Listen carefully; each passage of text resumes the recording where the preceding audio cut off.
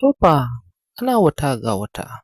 Masu sauraro barkanmu da warhaka, barkanmu da sake kasancewa a wannan tasha tamu mai albarka ta Arewa TV.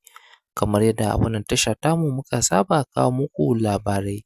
da kuma rahotanni da kuma sharhi na fina-finai. A yanzu haka muna tafe muku da sharhi na wannan ƙayataccen fim ɗin mai suna wato Labarina, inda in mai sauraro bai manta ba, a satin da ya gabata an ga yanda wato Maryam ta dawo daga gida, inda ta zo ta tarar da mahaifiyarta zaune a cikin falonta, inda da ganin mahaifiyar nata ta tabbatar ma cewa tabbas akwai matsala wanda ya biyo baya, wanda hakan ne ya sa ta yanke wayan da take yi nan take domin ta fuskanci wato mahaifiyar nata ta ji me take tafe da shi, inda a wannan lokaci mahaifiyar nata take gaya mata abin da take tafe da shi, inda bayan dawowar Mai Nasara ta buƙace shi da lallai tana buƙatan wato ya sawwaƙe ma ‘yanta wannan aure wato ya sake ta.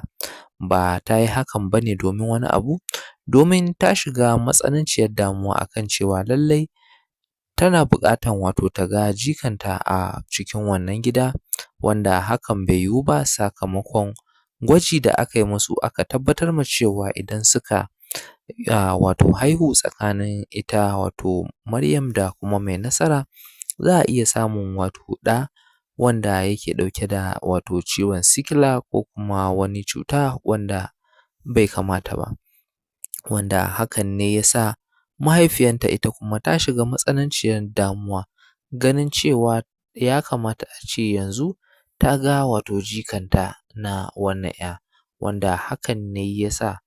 ta yanke wannan hukunci, inda ta buƙaci wato Mai Nasara da ya duba zuwa ga waɗannan al'amura, ya sakar mata ‘yanta ta je ta samu wani a waje ta aura wanda za su haifi ɗa wanda yake lafiyayye. Shin mai sauraro me kuke gani dangane da wannan wato cakwakiya da aka shiga ciki a irin wato sanda wato Mai Nasara yake ma uwargidansa Maryam, kuna tunanin zai iya sakinta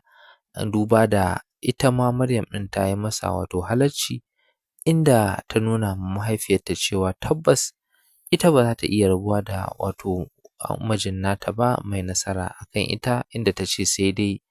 su rabu da ita da mahaifiyar nata. Ya kuke ganin hakan zai kasance? Mu haɗu da ku a comment section domin jin ra'ayoyinku da kuma comment ɗinku. Sai mun ji daga gare ku, amma kafin nan muna roƙonka idan wannan shi ne farkon zuwanka a wannan tasha tamu mai albarka,